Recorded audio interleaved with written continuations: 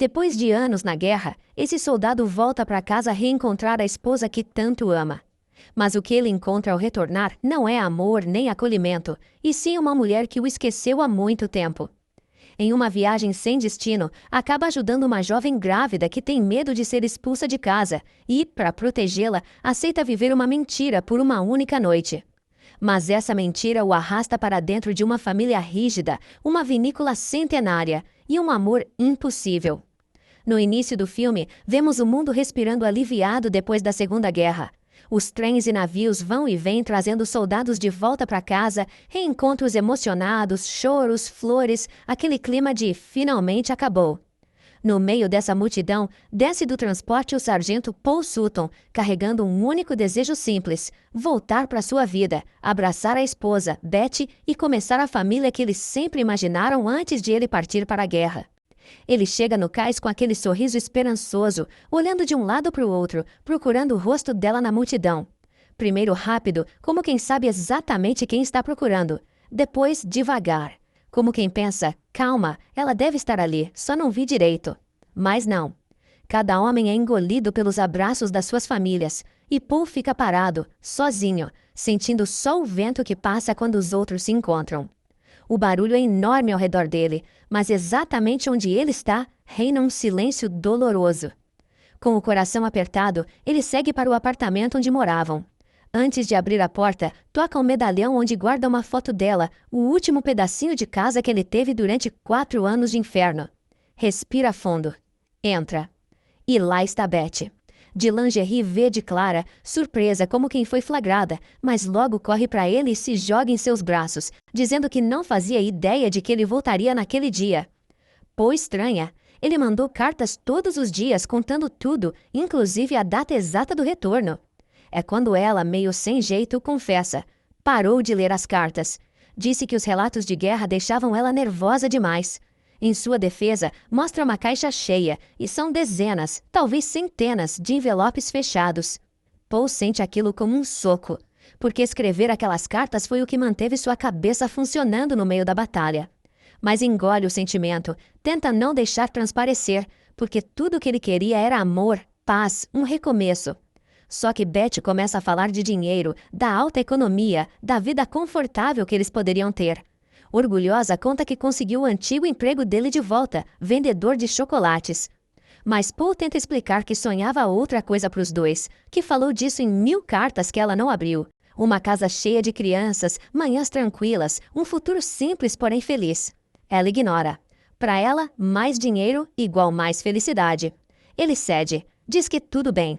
E os dois têm um reencontro caloroso como se nada tivesse acontecido. Ao amanhecer, Paul já está de uniforme, dá um beijo na testa dela, ainda dormindo, e segue para Sacramento, para retomar o trabalho que ele não queria, mas que ela queria. No trem, ele cruza com uma moça elegante, porém visivelmente nervosa, brigando com uma mala no bagageiro. A mala cai e explode suas coisas pelo chão, incluindo um porta-retrato que quebra na hora. Paul, todo cavaleiro, corre para ajudar, mas o trem balança, ele escorrega e praticamente cai em cima dela. A moça fica pálida e, bom, vomita no uniforme dele. Paul leva tudo numa boa, vai ao banheiro, lava o que dá e volta ao assento. Cansado, cai no sono e acaba preso num pesadelo de guerra que o faz acordar num susto, mas, pelo menos, estava seguro. Quando olha ao redor, a moça já não está mais lá. Ele desce em São Francisco para pegar um ônibus até Sacramento e, por coincidência ou destino, encontra a mesma mulher novamente. Ela estranha que ele esteja pegando o ônibus, já que o trem também passaria por Sacramento. Ela se apresenta, Victoria Aragon, estudante de pós-graduação, a caminho da vinícola da família, no Vale do Napa. Antes de conversarem mais, 2 bêbados aparecem e começam a importuná-la. Paul, com reflexos de soldado, levanta na hora e coloca os caras no lugar. Resultado, os 3 são expulsos do ônibus. Paul segue a pé, quando encontra Victoria sentada no meio da estrada chorando. Ele se aproxima e pergunta o que houve. É quando ela desaba. Está grávida de um professor que simplesmente sumiu e tem medo de enfrentar o pai, um homem rígido, orgulhoso, porque sabe que chegar ali solteira seria motivo de vergonha e talvez até de expulsão. Paul, que não consegue ver alguém sofrendo assim, oferece ajuda. Ele fingiria ser o marido dela por apenas uma noite, só para que ela pudesse entrar em casa com dignidade. E deixa claro, ele é casado. Isso é uma encenação rápida e nada mais. Victoria, desesperada, aceita. Quando chegam perto da vinícola, Paul fica impressionado com a paisagem, colinas cobertas por nuvens douradas de sol. Victoria conta que eles chamam o lugar de Las Nubes, as nuvens. Antes de entrarem, Paul improvisa, tira um anelzinho de chocolate, coloca no dedo dela e faz outro para ele, para reforçar a história do casamento. De repente, tiros quebram o silêncio. Os dois se abaixam, assustados, mas logo Victoria percebe quem é, o pai dela, Alberto, com uma espingarda na mão, bravo como um touro. Quando ela apresenta Paul como o marido, Alberto quase explode. Sai bufando em direção à casa, gritando pela esposa, enquanto toda a família e os empregados começam a aparecer, curiosos com a confusão. Ainda assim, quando Victoria entra, todos a recebem com abraços apertados e sorrisos. Finalmente, ela está em casa. Quando Alberto explode de raiva ao ver Paul, Victoria aproveita o caos e solta a bomba. Anuncia que está casada. A família inteira vira uma estátua por 2 segundos até o choque atingir todo mundo de uma vez. Mas quem realmente pega fogo é Alberto, que fica ainda mais furioso quando descobre que Paul é vendedor de chocolate. Para ele, isso é praticamente um insulto à linhagem mexicana respeitável da família. No meio do turbilhão, as mulheres, a mãe de Victoria, Marie, e a avó Guadalupe tentam apagar o incêndio com simpatia, abraços e comida. E o avô Dom Pedro, esse já vai além, abraça Paul de imediato, elogia os chocolates como se fossem ouro puro e ainda faz questão de puxá-lo para o jantar da família. Só que, durante a refeição, Alberto transforma a mesa numa espécie de tribunal, interroga Paul, pergunta do passado, escava tudo o que pode. Quando descobre que Paul é órfão, solta uma frase venenosa: "Um homem sem passado não tem futuro." Uma punhalada. Mas Paul segura firme, engole o orgulho, agradece pela comida e sai para respirar um pouco, sozinho no escuro. Victoria o encontra lá fora e se desculpa, envergonhada pelo comportamento do pai. Paul, mesmo magoado, entende de onde vem aquela raiva, o medo de perder a filha, o orgulho, a dureza antiga. À noite, por causa da farsa do casamento, os dois são colocados justamente no quarto principal dos pais. Paul, é claro, dorme no chão. Em outro quarto, Marie convence Alberto a pelo menos desejar boa noite ao casal recém-chegado. Ele não quer, mas discutir com a esposa é pior que enfrentar um touro bravo. Então vai. Quando abre a porta, dá de cara com Paul se jogando na cama às pressas para manter a ilusão. Mas Alberto não é bobo. Vê o cobertor estendido no chão. Ele não comenta nada, o que, vindo dele, já é um tipo de aviso. Os dois, para evitar mais visitas inesperadas, decidem dormir na cama juntos, e ali surge uma tensão suave, um olhar, uma dúvida, um quase. Só que Paul desvia primeiro e apaga a chama antes que ela cresça. No meio da madrugada, Paul acorda aos gritos, tomado por um pesadelo de guerra, chamando por Victoria. Ela o acalma e antes que possam dizer qualquer coisa, o som de sinos explode no vale. A geada chegou, uma praga branca capaz de destruir toda a colheita. Todo mundo corre para o vinhedo. Os trabalhadores acendem tubos de fogo, criando ondas de calor para salvar as uvas. Paul pergunta como pode ajudar, mas Alberto manda ele ficar fora do caminho. Victoria, porém, pega panos largos e mostra a Paul como balançá-los, como asas, para puxar o ar quente até as videiras. Ele acompanha o ritmo, se esforça, dá tudo de si, enquanto Alberto observa de longe, não aprovando, mas também não criticando. Quando o sol finalmente rompe a névoa, o vinhedo está salvo. Paul arruma as coisas para ir embora, de verdade dessa vez. Mas Dom Pedro chama para caminhar. Mostra a história das terras, a colina cercada, onde a primeira videira foi plantada no século XVI. E com a sabedoria de quem viu o mundo inteiro girar, diz a Paul: "Um órfão é só um homem esperando descobrir sua família. Se quiser, você já tem uma aqui." As palavras tocam fundo, mas Paul insiste que precisa partir. Dom Pedro aceita, mas revela que Alberto previu que ele iria embora e quem pagaria o preço seria Victoria. Paul não aguenta a ideia de feri-la, então decide ficar só mais um dia. Quando a colheita chega, Las Nubes vira festa. Pedro, o irmão mais novo de Victoria, chega da universidade esbanjando energia e já abraçando Paul como se fossem amigos antigos. A vinícola se enche de gente, música e risadas.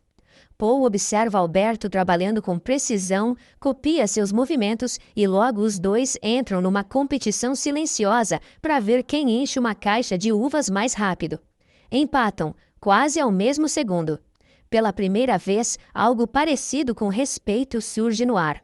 Depois, as mulheres entram no tanque gigante de madeira para pisar as uvas, cantando e se equilibrando com graça. Vitória, por ser casada, é chamada para participar. No clima alegre, puxam Paul também. Ele entra, escorrega, ri e os dois acabam dançando juntos, próximos demais, num ritmo que não tem nada a ver com a mentira que estavam carregando.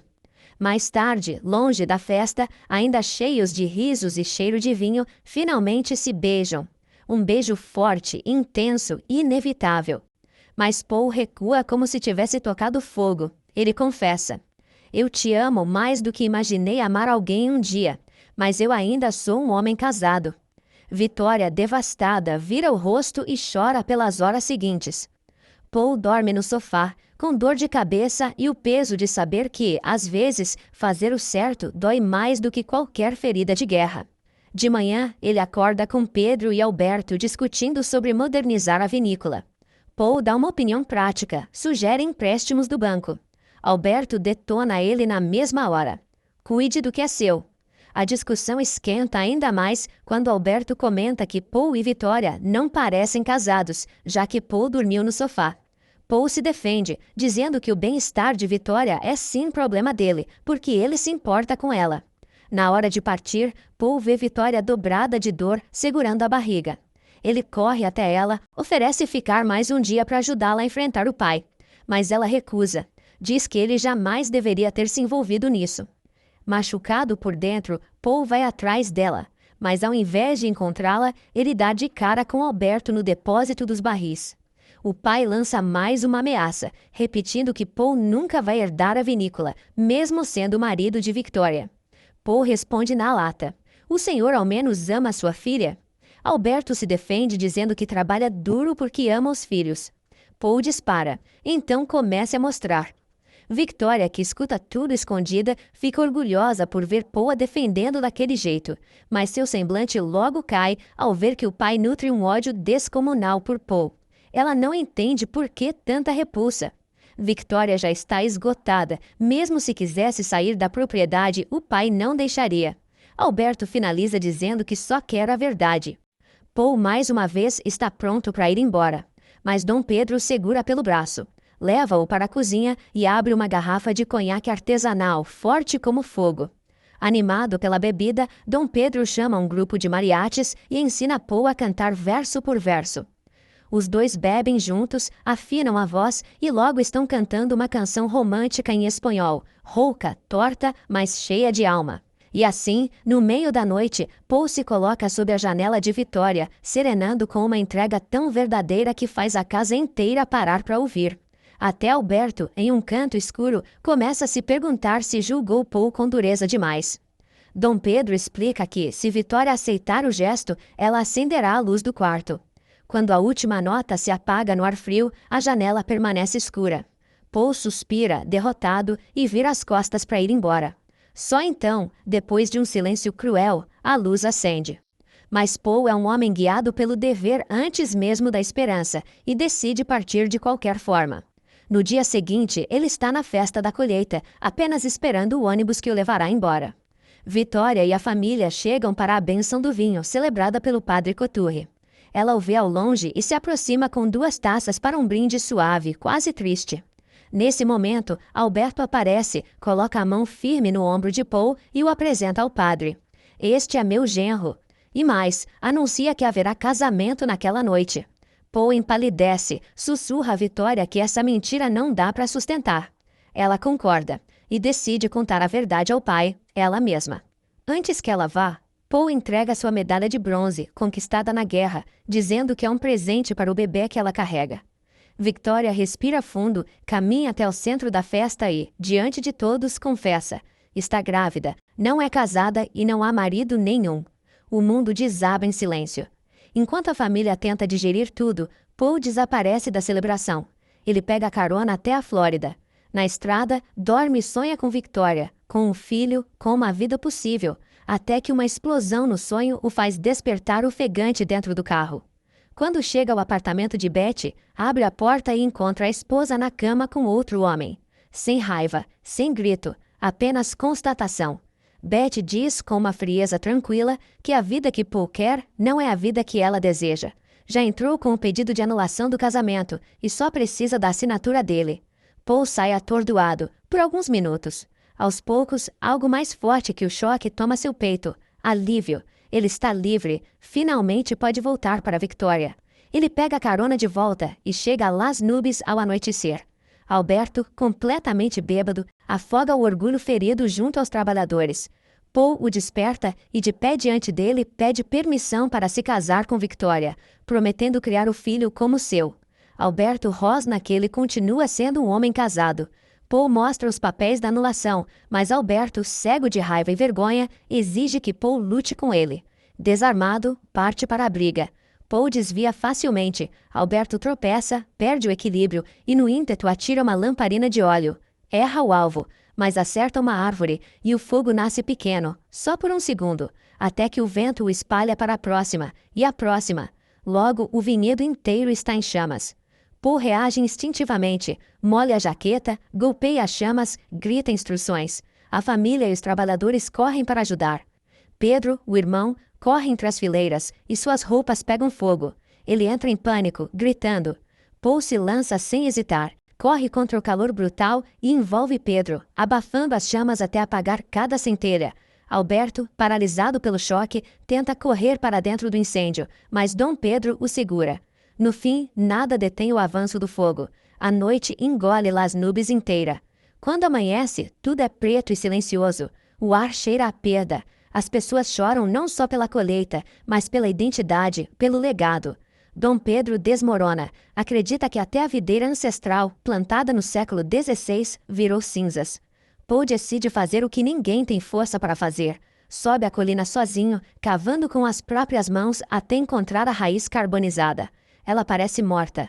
Mesmo assim, ele a leva até Alberto. Corte. Veja por dentro.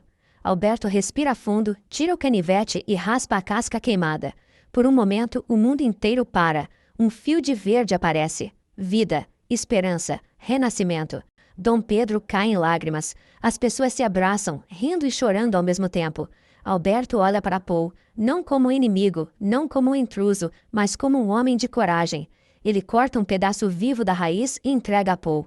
Replante, como família. No silêncio reverente que se segue, Paul toma a mão de Victoria, tira um anel, desta vez verdadeiro, e o desliza no dedo dela. O beijo que sela a promessa é acompanhado por aplausos sinceros, cansados, cheios de amor. A bênção do padre, dita no dia anterior, ecoa em memória. Não há música, não há vinhedos, mas há algo maior, o trabalho paciente de plantar o que sobrou e fazer crescer o que virá. O filme termina com Paul, um órfão, um veterano de guerra que acreditou não ter nada, finalmente encontrando casa, família e um futuro entre as colinas queimadas de Las Nubes, prontas para florescer outra vez.